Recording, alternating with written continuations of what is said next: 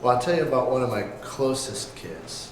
Ironically, so I almost always bonded and mentored boys all the time.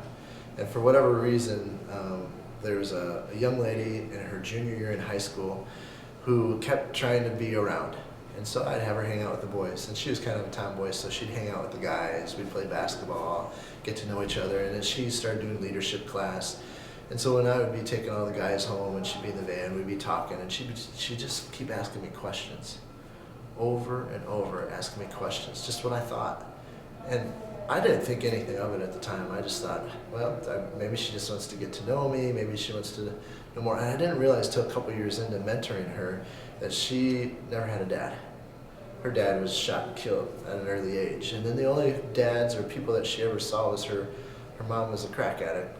And the only people or men that were influencing her were the ones that were coming into her house at night to do drugs with her mom. And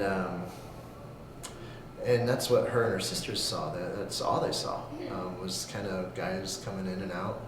And that was a lot of the male influence. And so when she was asking me the questions, and again, I'm learning and watching, she was asking me questions because she wanted to know, what does a good man think, know, what do they do, because she's trying to figure out that for herself. So we became pretty close friends over the years, my wife and us, and somehow she started asking, and this happened a few years in, she started saying, would you be my dad?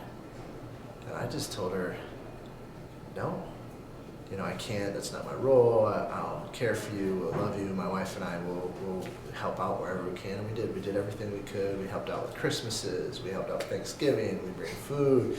I mean, we were very close. She was intertwined with my family, she'd come for Christmas and those kind of pieces.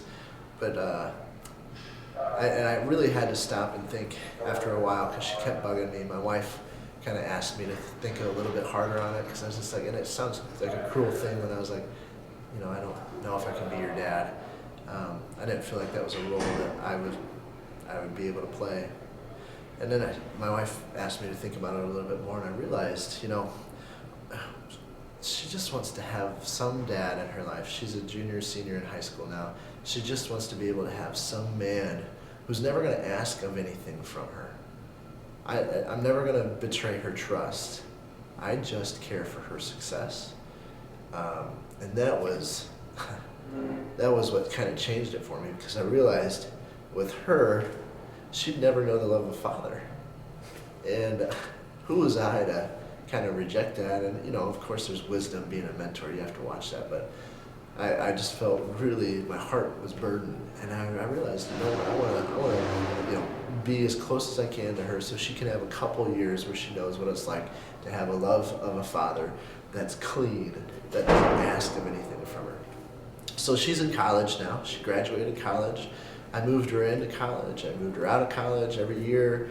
Now she's in a master's program, and now she's studying to work with kids too in a master's program. And that's what she says her life's about, is she wants to do the same thing that I did for her. She wants to do for other kids.